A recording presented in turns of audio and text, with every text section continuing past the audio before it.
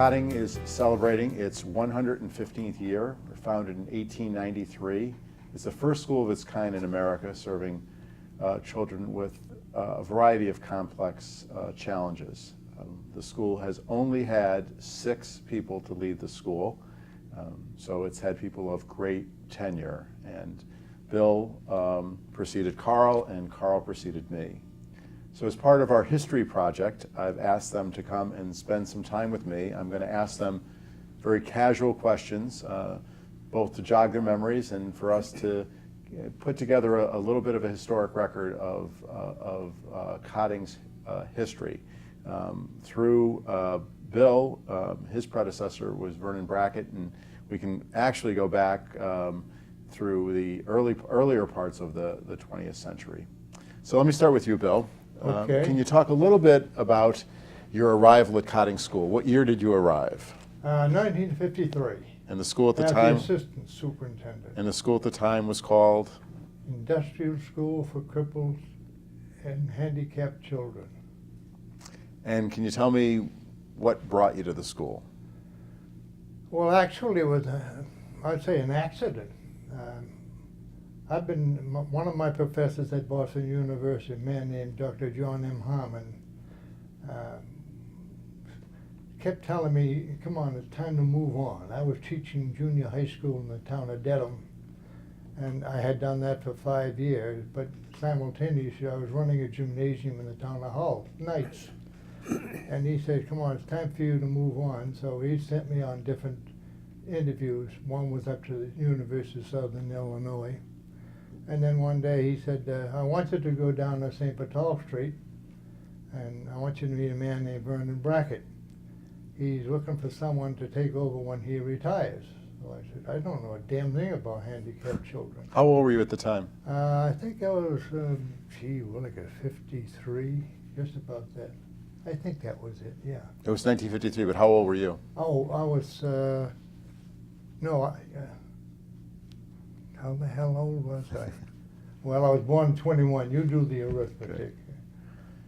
So that's how I got in by way of Dr. John Harmon. And when I met Mr. Brackett, I said the very same thing I just told you, that I don't know a damn thing about handicapped children. He was so pleased, he said, sit down. Everybody else has been an expert.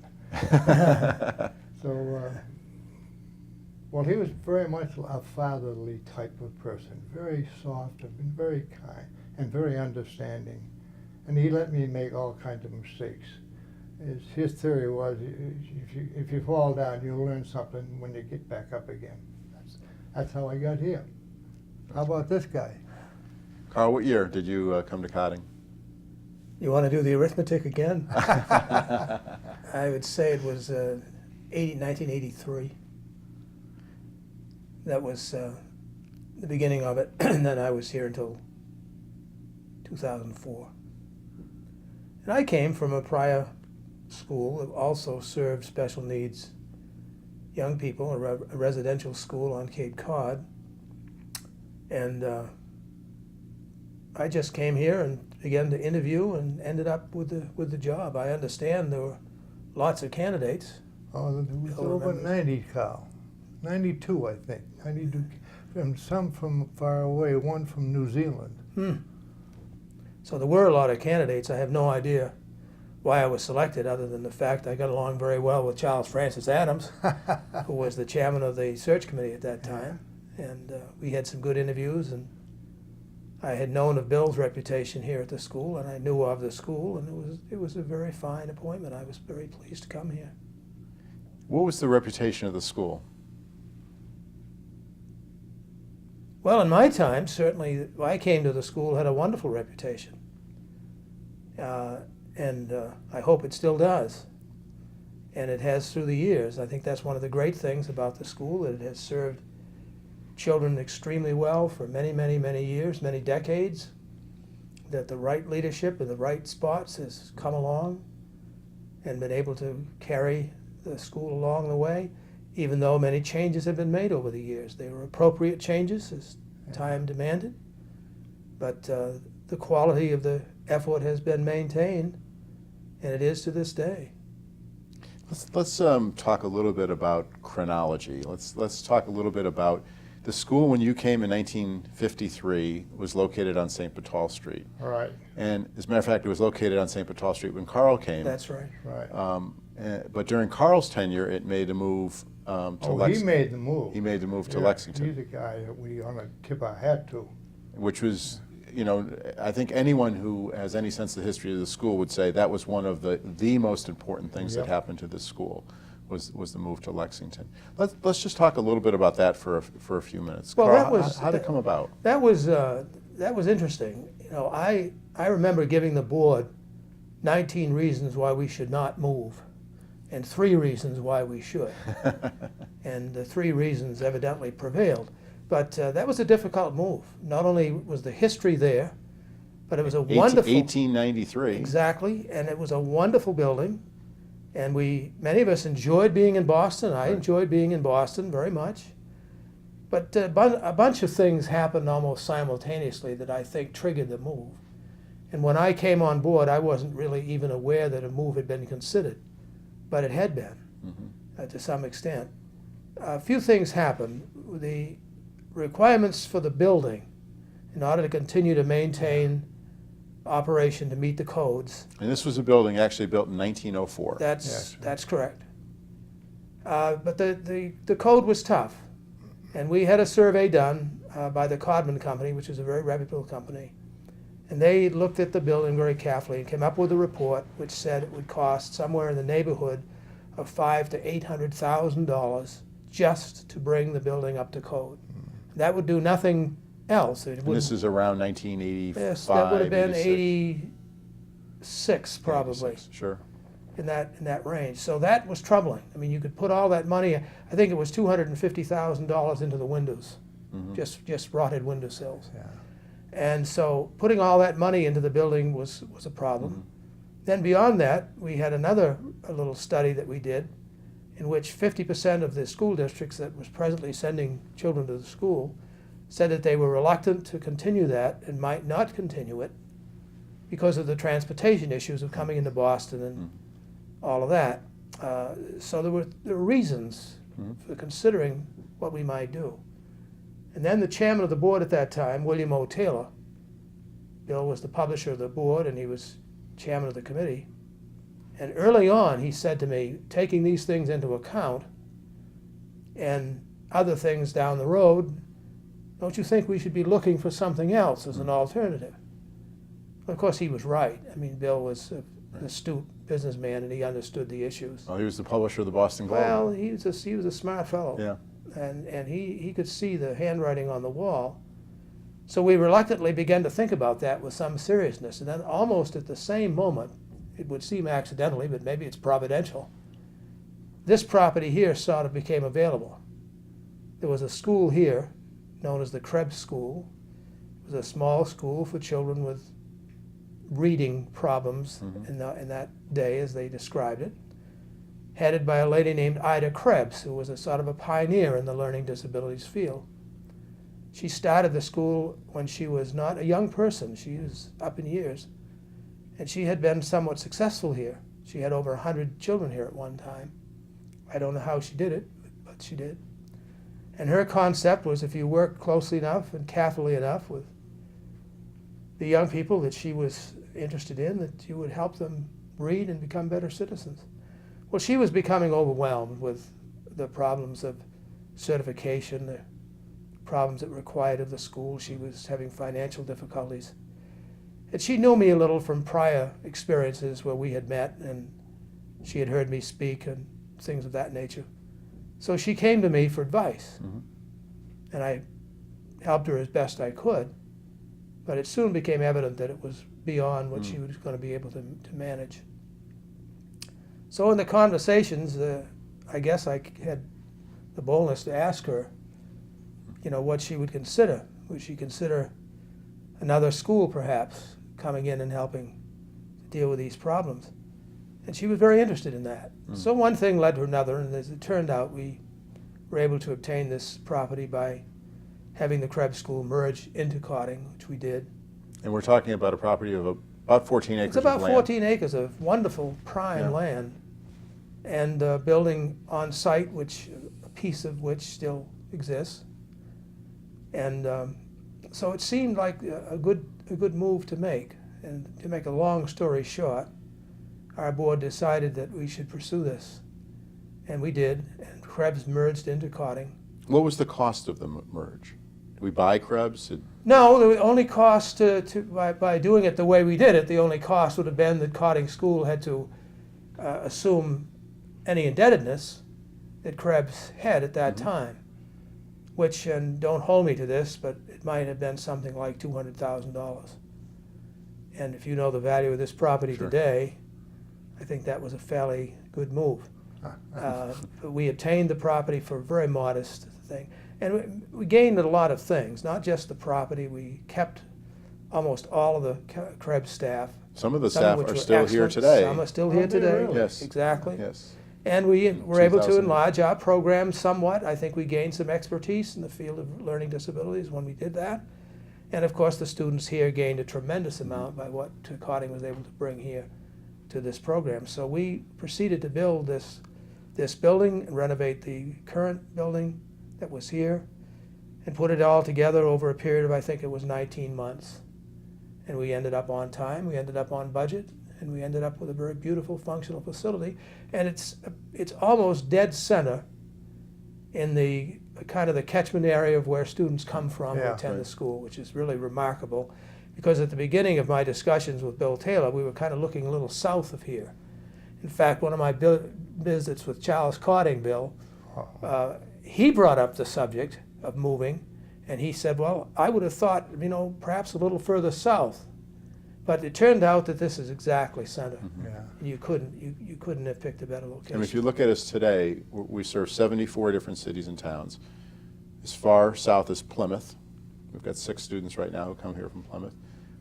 Southern New Hampshire. And we even have a child as far west as Chicopee, which is a long way away. But it is the geographic center. It's the perfect location for us. And as a matter of fact, today I had some guests here this morning, and they were commenting on how great the facility looks. Now, September will be 20 years. That's right. When we have the students come back in September, we'll be marking the 20th anniversary of students walking through this door as Cotting students. And the facility looks remarkable. And to pat you on the back, Carl, I look at this place 20 years later and say, well, what would I have done differently? It's perfect. I mean, the ramping system, the access, the light, it's a tremendous facility. And it stood the test of time. We thought we were planning pretty well, but of course, certain areas could have been enlarged over what they were. I mean, but how can you predict that? But we were able to put in place things that would have been very expensive to put into place in the Boston building, although that was a great building. That was What Carl has omitted was the fact that while he was doing the planning here and erecting this building, he was still running the school in Boston. So he would split yourself in 2 ways. But we kept it all going and going well, and we didn't lose students. We gained students, Right. and we were able to stabilize out here, very well. And the Boston facility was purchased by the New England Conservatory of Music, so that it continues an educational purpose till this day. Right. Right. It's still a beautiful building. It's a lovely building. Speaking of the Boston building, maybe I can ask Bill a little bit about that building. When you walked into that building, just describe it a little bit. What was the entranceway like, for example? When I first went there, the main lobby was loaded with display cases of things that the kids had made, woodworking projects, and these were all for sale. And it had a kind of a cold commercial feel to it. So I went to the ladies committee and I said, look, I would like to put some warmth into that area. What would you suggest? So the ladies committee, very wisely, they laid out what they thought would be appropriate colors and appropriate pieces of equipment. And then they did the wallpapering so that it all blended together. And it became a very warm entrance, as is in the front. If you came in from the basement level, You would be impressed by the cleanliness. Mm-hmm. We had a custodian named Salvador Cunio, and I don't know how Salvador did it, but he had those floors shiny. So it was a pleasant to come in through either at the front entrance or the basement entrance. Mm-hmm. What else you want me to tell? Well, maybe a few of the other recollections of the facility. You had the music room. You had the Thorndike Music Room. You had a variety of other things that happened there that actually don't happen here. You had printing presses there and the like. Yes, we did not have the Thorndike Music Center at that time. Mm-hmm. That was a leftover item. They used to have the children go out and they'd open up the windows in that building and they would do deep breathing exercise. Here they are, 60 feet from St. Petolf Street with cars running back and forth. And I thought that was kind of silly. So we did away with that. And later on, when we were able to get some funds, we converted that into the Thorndike Music Mm-hmm. Center. And we invited various artists to come and meet with the kids. We have the great photo of Itzhak Perlman Oh, yes. with the students. Oh, he gave me a heart attack. He had that wonderful violin, and he was passing it around. All the kids were holding on to his violin. I kept saying, "Oh, where's my insurance? Am I covered with this?" But when I went there, it was kind of dreadful.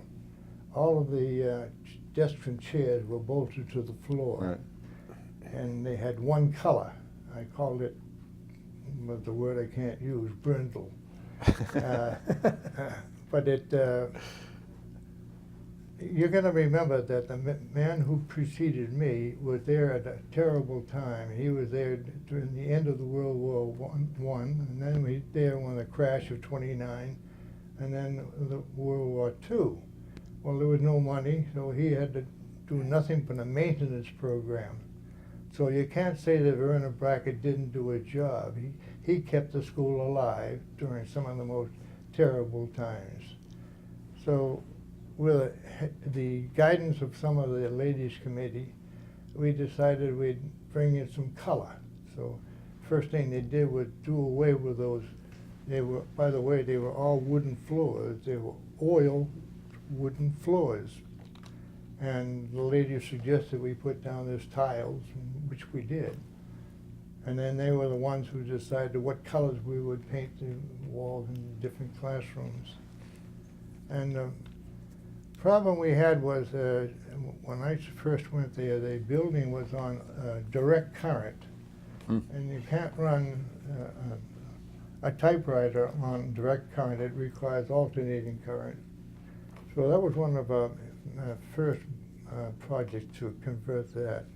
Second one was to convert, it was it was coal burning heat furnaces.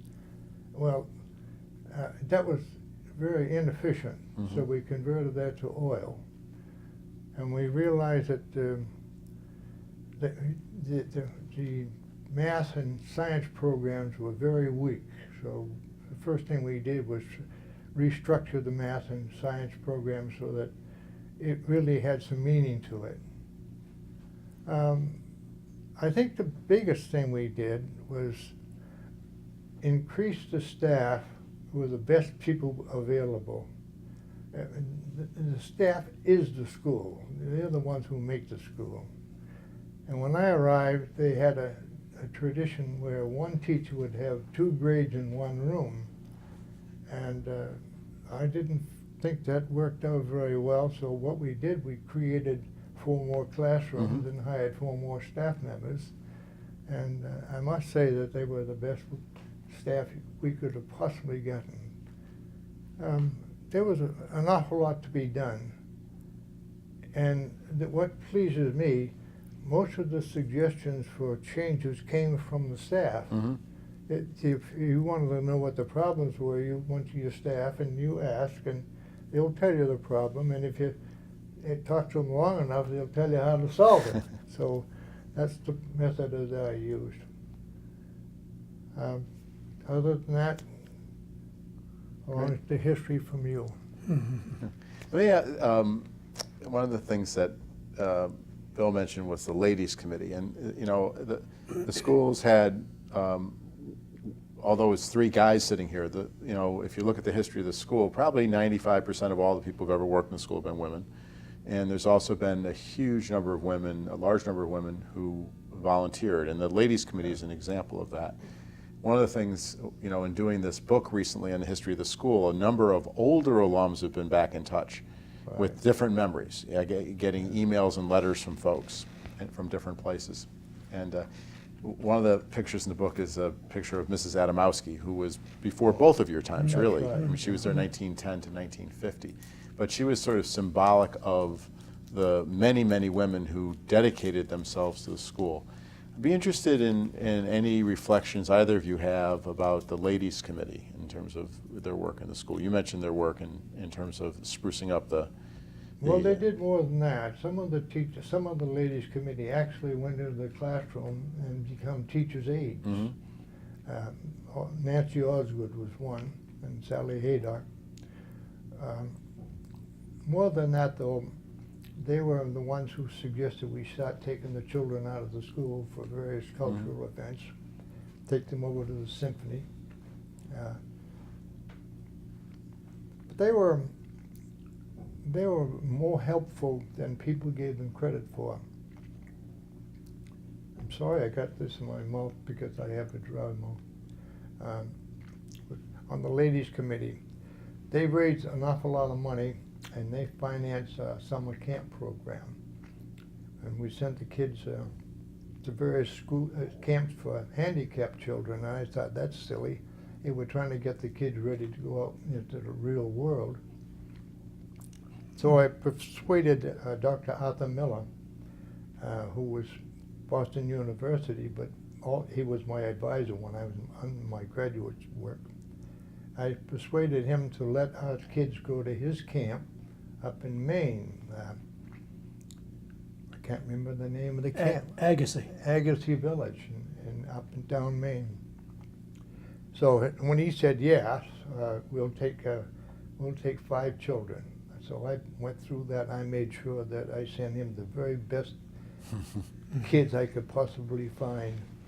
So we would be able to go on from there to less able kids. One boy we sent up there, John Maloof. John came from the island of Cyprus, and when he came to the school, he actually had crutches made from trees, and we obviously fit him with proper crutches. But he was one of the boys I sent up there with John Sharves, and what made that so fun, Maloof would get out on that high board, diving board, throw his crutches to the side, and then dive in, and then swim over and retrieve his crutches. So eventually, we went from 5 kids to about 40 kids going to the camp. And most of that was paid for by the ladies committee. Very important factor. Carl, any recollections of the ladies committee? Yeah, I mean, things evolve, and that's a perfect example. I'll speak about the ladies committee and then make a comment about the summer camp. The ladies committee also evolved.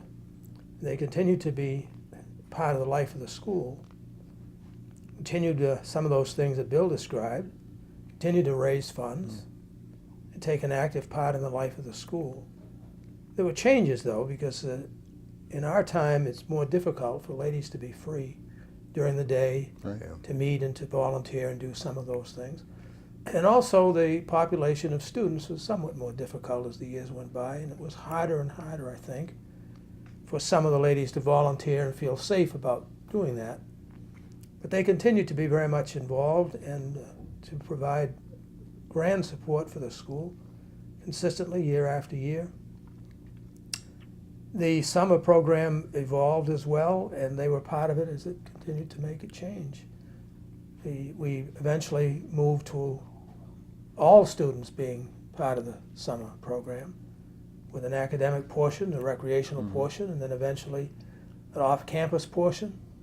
whether work experience is built in, and then eventually even residential portion where some of the older students would be living in the facilities off the school site and working as well during the summer, and that has continued to evolve to this day. So that the summer experience became fun, planned recreation, therapies, academic work, and eventually vocational experiences, residential experiences as well. Still supported by that ladies group all the way through. So you could see that evolution of those programs all the way through from Bill's days through mine and even here today. So I think that's just an example of the way the life of the school has moved. You know, I think often the first year I was here, I'm in finishing year 4, the first year I was here, we got a bequest from the estate of Dorothy Pace. Now, Dorothy attended the school before Bill's time, during the time of Vernon Brackett, but it was the ladies who helped her out when she was having surgery and helped keep her business alive, and she never forgot that. And now, as a result of that bequest, we have the Dorothy Pace Assistive Technology Assessment Center here. So it's a combination of both a wonderful story of the accomplishments of a student. Well, one thing about Dorothy Pace, when she went up to New Hampshire, she founded her own company, a reclamation program. She would get generators that had been burned out, and she would take them apart and salvage the materials and sell the materials. But the interesting part is her workforce was over 40 people, and they were all handicapped. She would hire nobody unless they were handicapped. And I used to visit with her and walked in there, was very pleasant. She was a very beautiful lady, by the way. And Dr. Seaver, our medical director, he was very much smitten by her, as we all were. That's great. I'm going to change the subject a little bit and talk a little bit about the name of the school as it's evolved. And you know, the school was founded with a name that today we would all cringe, the Industrial School for Crippled and Deformed Children, and had that name for quite a while. The second head of the school actually petitioned the trustees to change the name around 1920 and was met with resistance. He thought the name was a bit too descriptive, and nothing happened. Eventually, in the late 40s, they took off the words and deformed. And so for generations of kids, it was the Industrial School for Crippled Children. Finally, that changed, and I'd love to hear how that happened. It changed to the Cotting School for Handicapped Children, so I'd like to hear how that happened. And then I'd like to hear how it changed from the Cotting School for Handicapped Children to just the Cotting School. Well, I can take the first part, and Cal can I'll take the second. last. Yeah, right. Well, I tried for over 20 years to get the board to consider changing the name of the school. What was the reluctance? Well, the kids thought they were stigmatized. They didn't want to say they went to the school for crippled children. Right. They wanted to be just like everybody else. So for 20 years, I badgered the board, and I could get nowhere. And why, what was the reluctance on part of the board? Monetary. It was cold turkey. That they thought they'd raise more money if it were called Cripple. Mr. Cotting was a staunch advocate of keeping it the way it was, because the name of the school, he thought, I think rightly so, he thought that was the source of the funds coming in. But you have to weigh that against how the kids felt. So finally we were able to get it to change the name to the Cotting School for Handicapped Children, which was a step forward. But they couldn't go beyond that until this guy came along, and I'll let him take it from there. Before you get to Carl, I remember you saying to me at one time that you actually got a student to speak to the board. Oh yeah, that was a dirty trick of mine. We had a little redhead, freckle-faced girl named Mary, and I won't give it all of her name, but Mary was a winsome, lovely girl.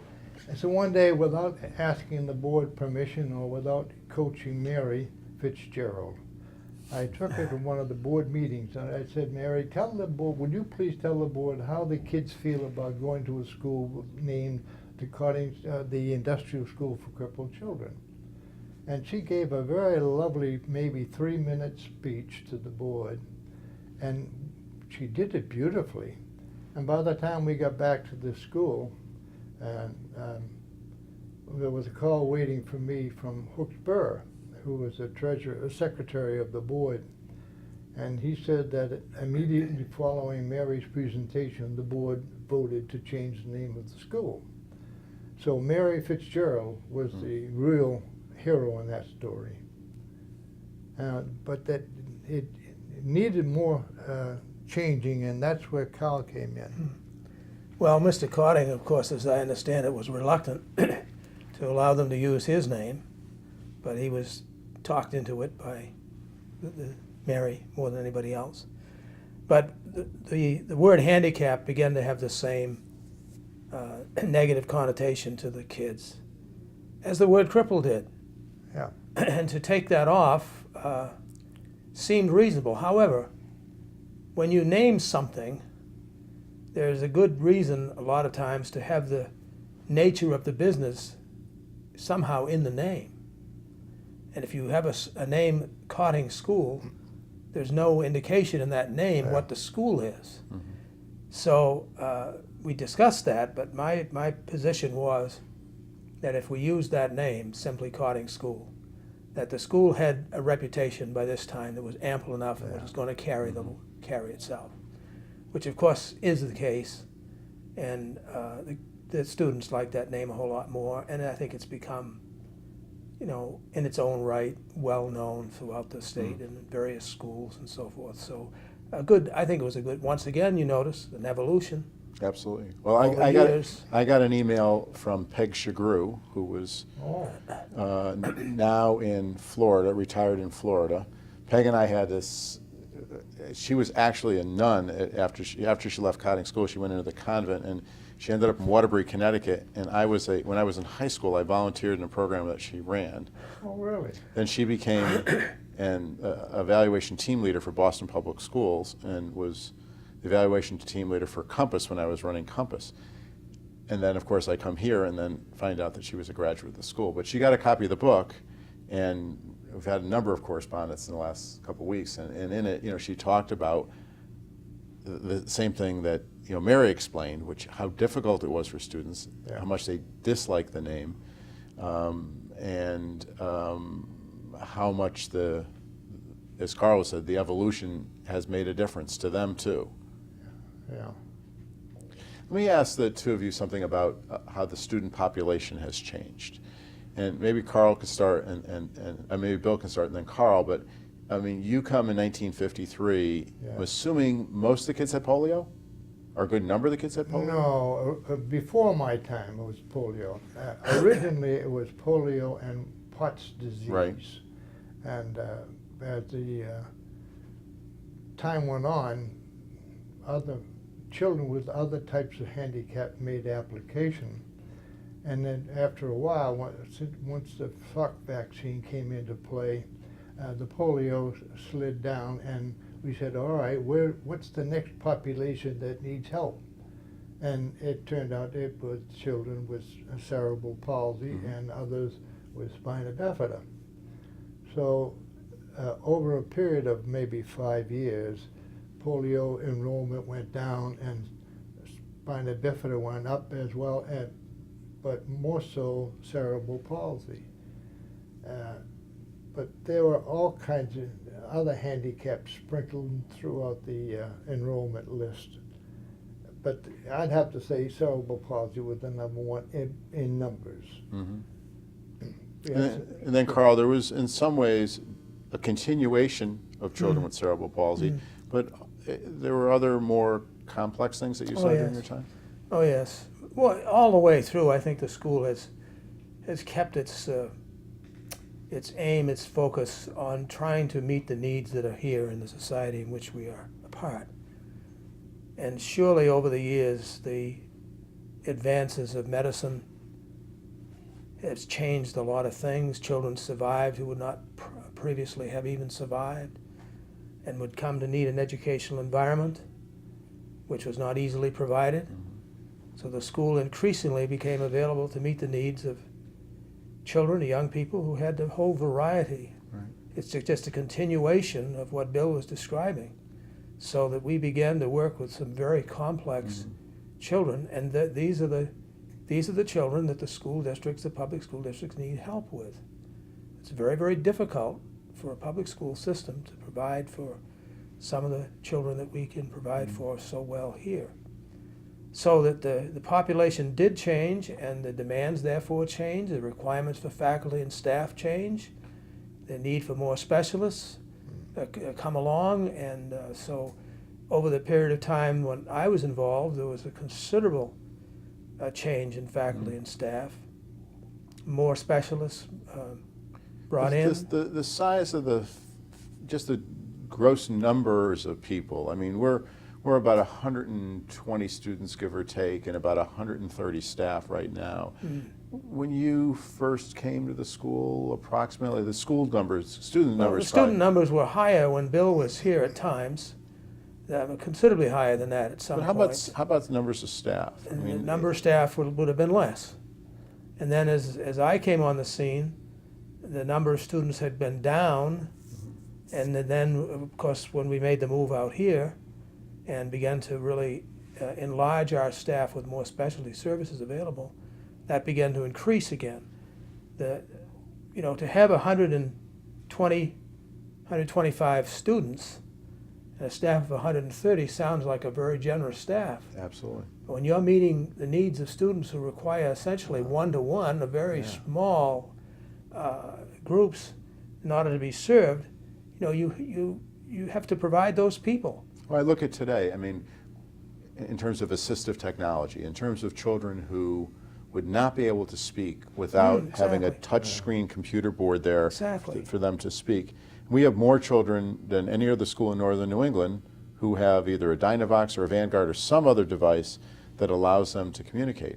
I mean, that wasn't even in the, no one was even thinking about that during. Bill deserves considerable credit for the beginning of that, because the real beginning focus towards technology really occurred when Bill was heading the school, involved with approach that he had with the lab. With the MIT lab. With the MIT. The Artificial Intelligence lab. And that really was the beginning. He was ahead of the curve there. You want to talk a little bit about that? Talk a little bit about Michael? Yeah, sure. Michael Murphy. Michael was I had Michael in the school for 9 years, and the staff and I agreed that Michael was bright, but how do you prove it? He couldn't, his athetoid cerebral palsy is all over the place, so he couldn't write, and his speech was so poor that I couldn't understand him, and ironically, the kids could understand him. But we had to find a way to prove that Michael was intelligent. So one day, it was just right out of the blue, a lady came through the front door, Dr. Sylvia Ware from the Artificial Intelligence Lab at MIT, and she had 2 assistants with her. And they had this device that they wanted to try out with some of our kids. How did she hear about us? You remember? I have no idea how she found us, but I'm delighted she did. But it was a weird-looking apparatus. One was a glass-domed, multi-wheel vehicle attached by an umbilical cord to a keyboard. And the object was to control that. They called it the frog. I don't know why, but they call it the frog. Had to make certain maneuvers. So she said, we'd like to use some of your children. I said, sure, but I picked the kids. And I said, right off the bat, Michael Murphy. Sure. If you're going to have anybody, you're going to have Michael Murphy. Well, it's an amazing thing, and I can't explain how it happened, but over a period of time, Michael became so efficient. When Michael got 2 inches above that keyboard, he was as steady as a rock of Gibraltar. and then he would punch out and command that object to move in the order it was designed to do. Finally, they put it onto a screen, and they had a green triangle. Again, they called it the frog, still with the umbilical cord and with the keyboard.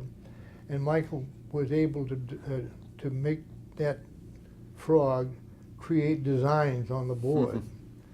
And interesting enough that as time went by, Michael's speech improved and Michael's control of his arm improved. Now, I have no idea why these happened, but they did happen.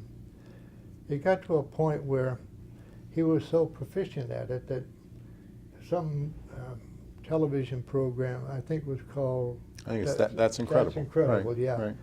Right. They wanted to come down and have Michael photographed. I said, no, you take Michael to New York, and so they did. And Michael was on the television program, and he demonstrated the operation of the machine. But what thrilled me more than anything, Michael said in the clearest possible voice, computers opened a whole new world to me.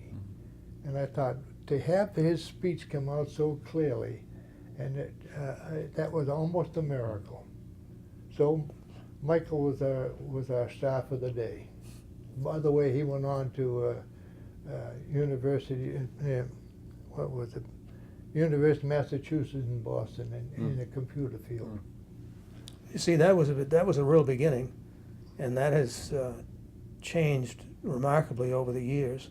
I remember a student early on in my time who was in the first grade, who could not communicate, who cried continuously for 10 days. And he was with a teacher whose name was Eleanor Lloyd. And, you know, I was beginning to despair myself as the days wore on, and we worked together on that. Well, not only did he finally stop crying, but it came to the point several years later where he and I were into the legislature testifying, you know, on legislation that was before the Massachusetts House. So that too turned out to be technology that made all the difference. And it continues to be, you know, an area of our school life today that's very important and will continue to grow and expand, and there'll be things that'll happen 20 years from now that you haven't thought of. That's right. And, you know, that's all to the advantage of these kind of children that we're talking about today, whose needs, you know, are very complicated, and to the degree that they can communicate, their lives will be enriched. There's just no question about Absolutely. I'm also thinking about the school has always had medical services for kids. I mean, it was founded by Drs. Thorndike and Bradford, both from Children's Hospital. But other departments evolved over time. I mean, you during your time, there was surely physical therapy. I don't know how many physical therapists or occupational therapists were here.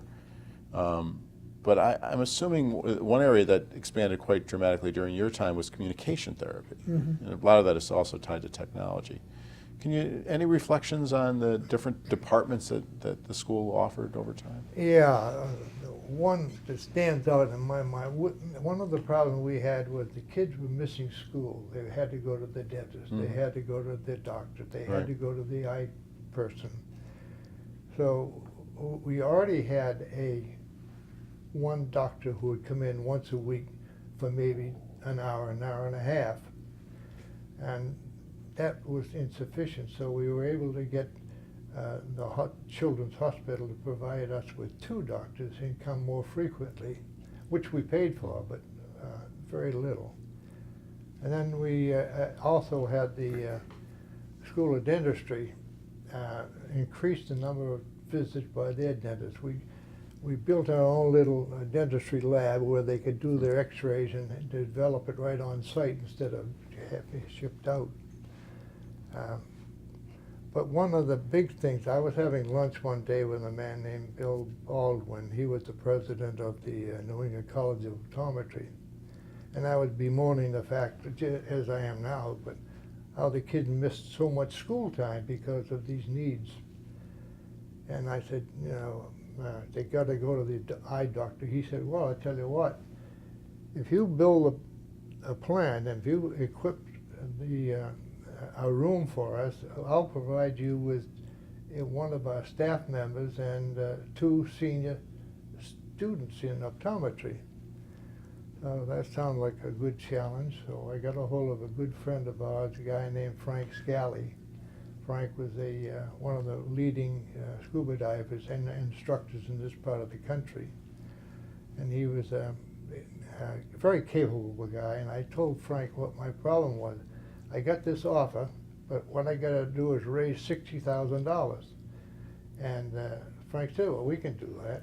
So he got a hold of a bunch of other scuba divers, and they started something called CMARC, where they would have an evening at the New England Aquarium, and the proceeds to go to the Cotting School for the Vision Center.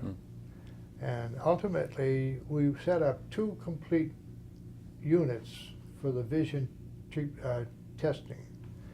And we were so fortunate that we not only got the children's eyes examined, the staff had theirs examined, the parents had theirs examined, and anyone who needed glasses was provided for without cost.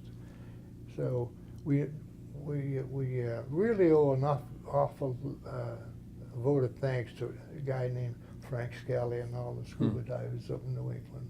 And Carl, you continue those when you got here. Sure. Now you walk upstairs and the vision clinic is dedicated to Frank Scally, which happened in my time here. And I think one of the things that the general public and certainly the school districts around the state appreciate is the comprehensive nature of the school. And by comprehensive, I really mean comprehensive. You do have a vision clinic, which is top draw today. You know, you do have a wonderful dental clinic today, and you do have. It was working this morning, as a matter of fact. I'm sure it Dental was. clinic You know? was. And the medical department itself, in terms of the nurses and the affiliation with Children's Hospital, has even been enlarged. I don't know how many nurses you have down there 6. now, but 6, I would say. Really? And Great. you know, you need to have that kind of service. And certainly the therapy departments were considerably enlarged. Our emphasis on speech and language, and particularly the technology, greatly increased while I was here. It's an area that people are very much interested in. And it's important that we hold our own and really set the pace in that area. And certainly we have, I think, here now one of the finest schools in the country in terms of the therapeutic services that are available. You would not find better physical, occupational, and speech technology people anywhere in this country than you'd find right in this very building. And we're going to be very proud of that. But that isn't all. I mean, there's other comprehensive services. I mean, you do have recreational programs. You do have after-school activities for kids that never had an activity. You do have sports teams for kids who never dreamed that they could shoot a basketball or anything of that nature. So you combine all of these things, you do have a very comprehensive program, and that's, you know, we've been very fortunate to be able to do that. Very, very fortunate. And as Bill said, you know, you have to raise the funds to do those things. And, you know, we have been able to do that by the grace of God, I guess, and, you know, the hard efforts of a lot of wonderful people like Frank. So what I'd love to do is get back to a couple things. So when we left off, we were talking a bit about the generosity of others in terms of fundraising, and Frank Scally was a great example of that. I'd love to hear your comments. For example, Mr. Cotting was very generous, and Hooks Burr and Charles Francis Adams, and there are over the years a variety of very generous people. You know, any reflections that you might be able to give about the generosity of others, I'd love to hear. Oh, you caught me flat-footed here.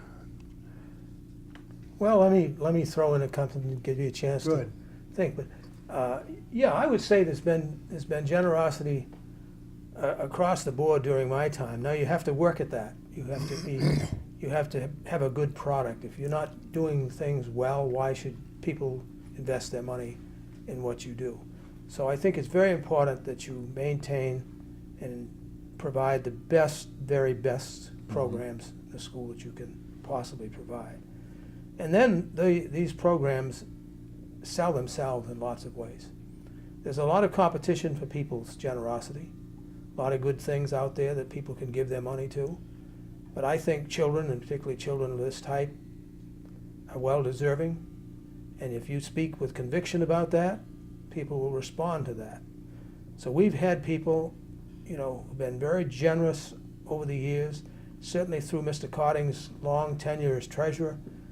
Countless people remembered And the Mr. school. Cotting starts in the early 1920s. He's Exactly. here All through the worst of times. into the 1980s. And so as a result of him, his labors, there were countless legacies of people who decided that indeed the school was a worthy place to leave in their wills. And also others who gave, upon his request and the request of others. And that continued, and I was always pleasantly surprised when something I didn't know about popped out of the woodwork, a gift from somebody who I didn't know, who would go back 50 years or 30 years or whatever. And at the same time, we were making new friends, That's right. who hopefully you'll hear from, down the road and wonder where that happened. But we've had generous gifts. I think between the period of 91 and 2004, my recollection is that we probably had restricted gifts in the nature of $8 to $9 million. And they came from things like Ray Killian and Richard McDonald's efforts Yeah. in raising funds through the investment community to Right. specific gifts and grants that you would obtain from other sources.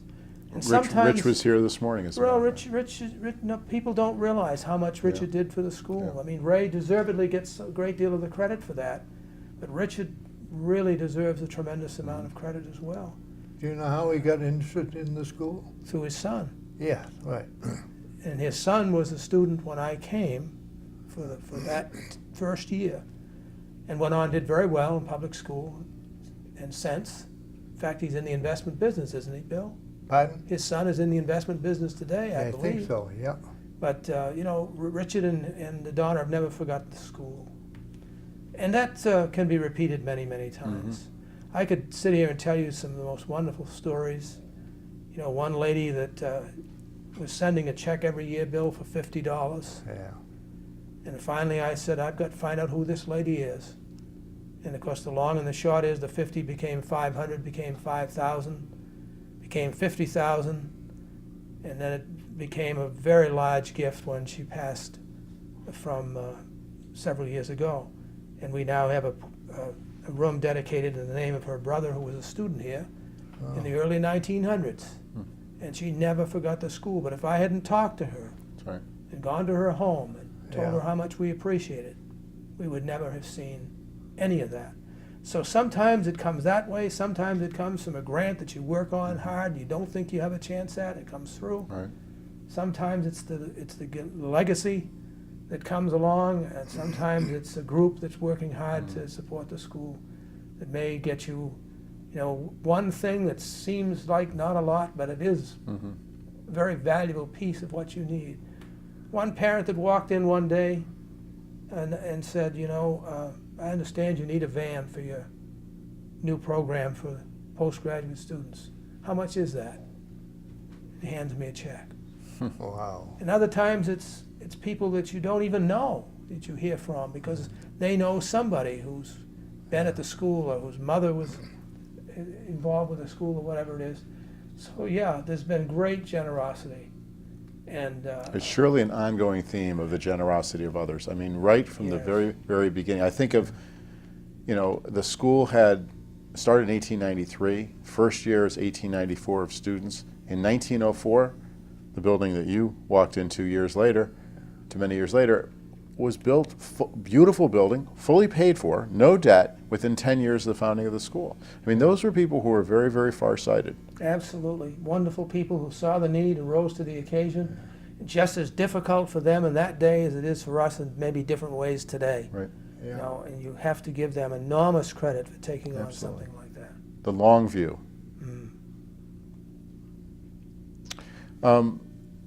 Let me change the subject a little bit and talk a little bit about staff. In each of your times, there were people you really depended on, people who either were key staff to you or people who you just admired their work. I know you talked about Lucy Datman, for example, or just maybe a few reflections on the other people who were around during each of your tenures who you thought made a big difference, or a small difference. Well, Carl already mentioned one, Eleanor Lloyd. Eleanor Lloyd was working at, she, by the way, is the mother of a severely handicapped girl. And her daughter was being treated over at Children's Hospital by Dr. William Berenberg. And I was over to visit Dr. Berenberg. I wanted to see what his clinic was doing. And I saw this lady, that was Eleanor. She was working there, and I finally said to Dr. Berenberg, I'm sorry, but I'm going to steal that lady from you. He kind of laughed a little bit. Sure enough, next year I had Eleanor Lloyd. Now, Eleanor had qualities that you need. There was a warmth to her. She was a mother, so she knew how to treat these little children. Now, that's the hardest part of the whole thing.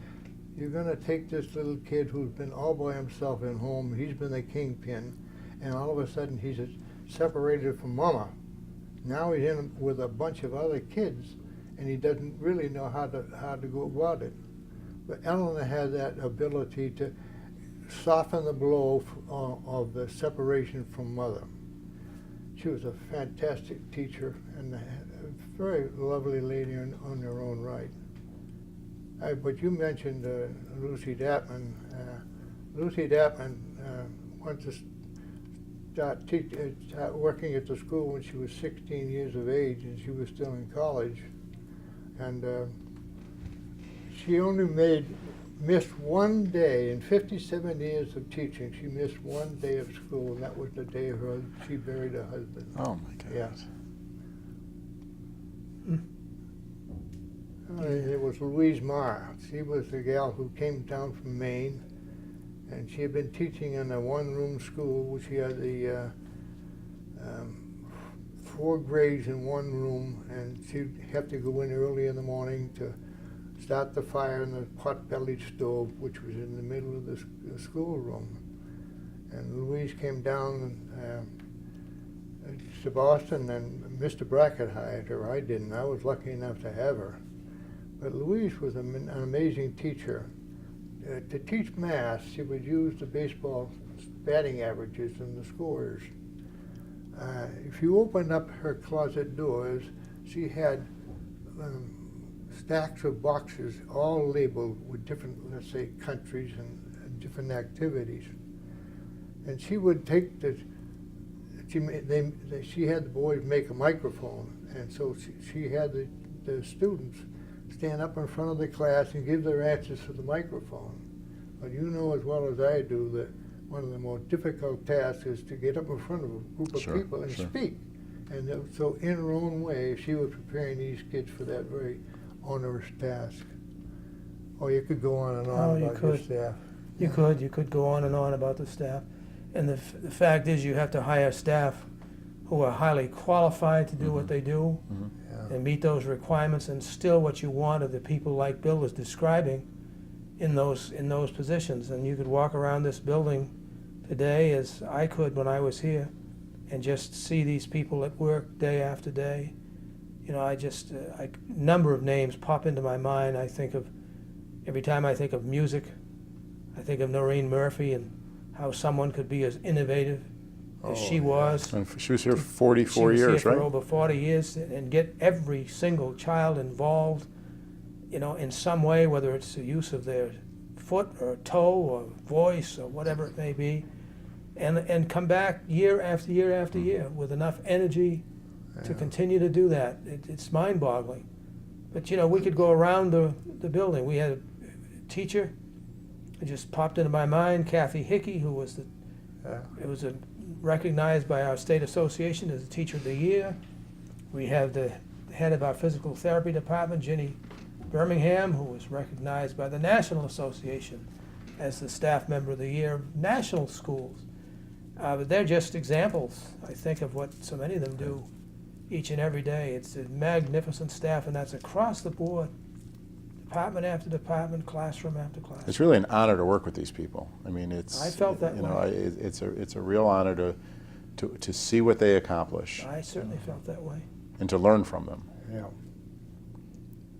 Let me change the subject a little bit and talk a little bit about, there have been a lot of sort of what I would call famous friends of the school. When you look back at the history of the school, people who've come to visit the school, share their time with the students.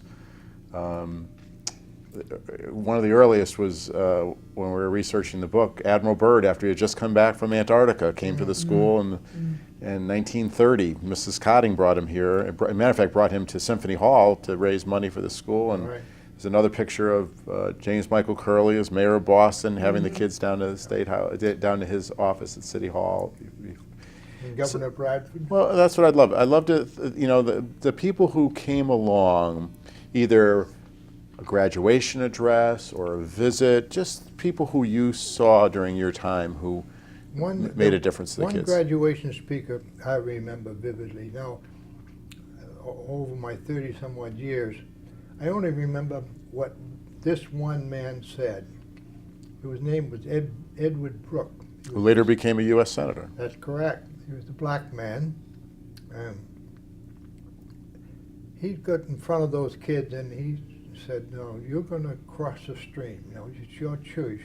You can either stay where you are, or you can go out into the water, and you can either stand in the water and let it rush past you, or you can continue to cross that brook. So it's your choice what you do with your life and how you decide to attack challenges of tomorrow. Now, Ed Brooke was a dynamic speaker to begin with, but he's also a very warm person.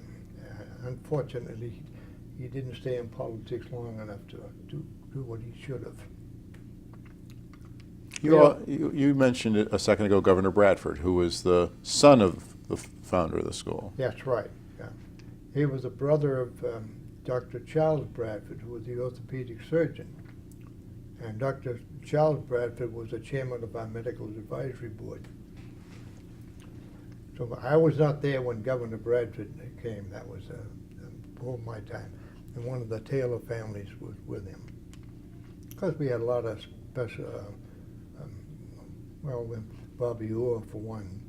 Tell me a little bit about Bobby Orr. Well, he was a... Because I got a letter from him this week. Oh, did you really? I sent him a copy of the book, and he wrote me back right away. Oh, Yeah. wonderful. Very nice. Yeah. Well, I remember one day I was in the office and my Pat said, there's a man named Mr. Orr on the telephone. I answered it and I said, we carried on a little conversation. It didn't dawn on me for quite a while that this is the Bobby Orr. Finally, what it came down to is he said, I would like to come to your school and visit with your children. So he reached out to you. He asked me if Wow. we could do that, yeah. No, who am I to say no? Oh my heavens, delighted to have him. But he was such a tender person. He very quiet, just went along his way and talked to the kids individually. He didn't make a big show.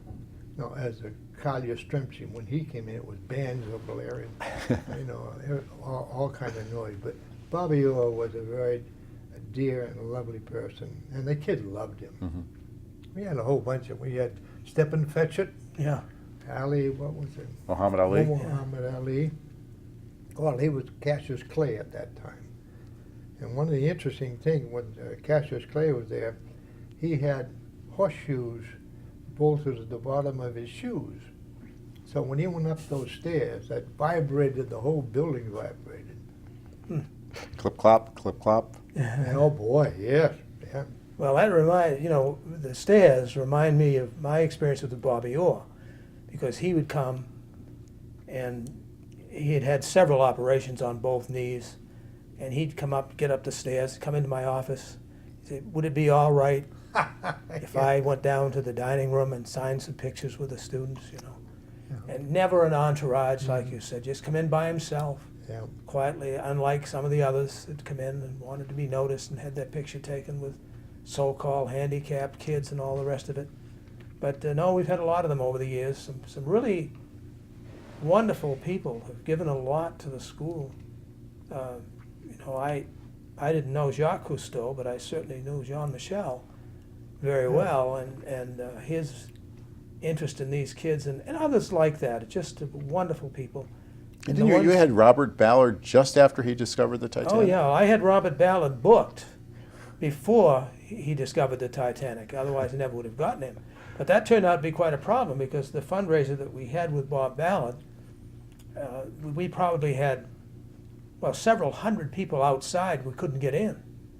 We were completely sold out, couldn't get in. People were out there, angry that they couldn't get in to see the famous Bob Ballard, but we couldn't help it. Come again next year. But he came several times to do different things for us. But he just had the pictures ready that he'd made for the BBC of the Titanic when he came, and we were maybe one of the very first who ever saw the Titanic pictures that Bob Ballard took. So these are wonderful people who recognized there was a good cause here, and they gave of their time to help the kids. And I remember them all very fondly. And you had a great sports night, a father sports night. Yeah, we had a great sports night. We had quite a group. I don't know that I can remember them all, but we met that time in the Museum of Science. I know you had John Hanna. Yes, we had it. It was Boston. The theme of the night was the history of Boston sports. Yeah. And so we had a collection of people who were pretty good in terms of the history of Boston sports. Yeah, we had John Hanna. Johnny Pesky. We had Johnny Pesky. We had Hodge from the Bruins. Yeah. We had M.L. Carr was there. The voice of the Red Sox on the radio, Joe Castiglione, was there. Right. And I'm forgetting some. The great runner. Oh, Bill Rogers. Bill Rogers. Yeah. Who was a real good friend of our school and came many times. Yeah. Bill was a nice guy. That was a wonderful evening. And those things were for the kids. Oh, that's The great. best part of it all, Cal, is that we didn't seek them. They sought That's us. right. That's right. They sought the school. That's right. Sometimes I try to pay them for doing these things. There's only one really named athlete who I won't name who insisted that he be paid for Really? it. Only one. All the others you couldn't possibly pay them. They were Yeah. so happy to do it. Well, I'd like to close with a couple things. One is just see if there are any general reflections either one of you would like to share, and then I have a kind of a closing question for each of you. Say that again. What do you want? Any general reflections, just from, we've been talking for a while here, anything that we haven't talked about, something you'd like to share that we could keep in the school archives? Well, one thing, this getting involved in this work consumes you. You're unaware of the fact that you're staying until 7, 8, 9, 10 o'clock at night. You don't feel put upon because you do it because you want to do it. You get more out of working with these children than they get working with you. That's how I feel about it. No, I think that's very true. Something about it that you become part of it. You don't just go to work. Yeah. You become really part of that. And I always thought that one of the things that I tried to do, at least, that was important was to enlist others in that same quest, to become part of something that was very special. And that includes whether they're members of the board, or faculty and staff members, or parents, or whatever constituency they might represent. But to have a sense, have a feel, they're part of something that's extraordinarily worthwhile. And to the extent that you can get other people to buy into that philosophy and become part of what you're doing, you'll do far more than you ever do by yourself. Yeah. And you find these people who come along who say, you're right. There's something very special about this place. I want to be part of it too. I always thought that was one of the things that I needed to do as much as anything else. And also I always thought that what was very important was that families, kids of course, but the families as well, felt safe, felt as if this was their second home, and they could commit to it, and they, for the most part, do. And it makes it a place that, regardless of what difficult thing may happen tomorrow, that will carry you through. Where other places where you don't have that attitude will be in grave trouble. There's nothing quite like the school in that respect. So that's just a Well, you were going right down. The question I was going to ask you actually was, what has sustained you in doing this work? And I think you've Carl just answered it. touched right on it. Yeah. Well, here's the closing question. What advice would you give to the person who succeeds me, and then there'll be someone who succeeds that person? There'll be, after me, there'll be a woman or a man, and after that person, there'll be another woman or a man. I guess, somebody who's looking at this down the line, what advice would you give to them? Boy, that's a toughie. You say this, as Carl mentioned, you cannot take that position as a job. This becomes a mission. You have to have it as a mission, or you don't belong here. Simple as that. It's interesting you should say that, because when I was interviewed for this job, and again, I was coming from a place I loved. I loved what I was doing at Compass. I was really not interested in changing jobs. During the course of the search, a number of things changed, and I decided I was going to do this. But the best question that got asked me during the search committee goes right to what you were saying. And Joan Thorndike on the search committee looked at me one day, and she looked at me and she said, "Do you think you can love Cotting as much as you loved Compass?" Oh, good. And the moment she said that, I said, bingo, she gets it. Yep. She gets it. It's about whether or not this place is in your heart. She understood that Compass was in my heart, and she wasn't looking for just somebody who was going to come and fill the job. She was looking for somebody who was going to be in their heart. That's absolutely right, and that's the way it has to be. If someone comes with any other attitude, not only will that individual not do well, but the institution will be poorly served. Right. And I've often thought of that as I was thinking that I would have to step down. It concerned me that someone would come along who would have that kind of attitude and be able to pull all the things together that you need to pull together to make it work. Some of it's hard, some of it's very difficult, some of it's just very challenging. But if your heart's in the right place, you see it as a wonderful opportunity. You can look back on this and say, I was part of something that was worthwhile. Lives were changed. In some cases, lives were saved as a result of the efforts that we were able to put together. And you can't do any better than that with your lifetime experience, with your vocational work. You can't do any better than that. And so if you can leave saying that, and someone comes in believing that, the institution will go on. And I think that's what we all want. Well, I want to thank the two of you. As you both know, I have tremendous admiration for the two of you. I've gotten to know both of you pretty well, and I feel like I've been doubly blessed to get to know both of you and to learn from each of you. And I know what each of you have done for the history of the school.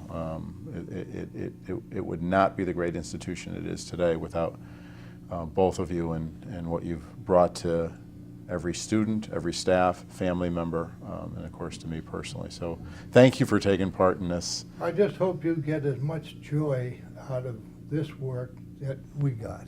I second that. We wish you every good wish in that regard, because if you get those kind of joys, you'll pass them on, and That's right. you'll be a blessing to the rest of the population here. Thank you.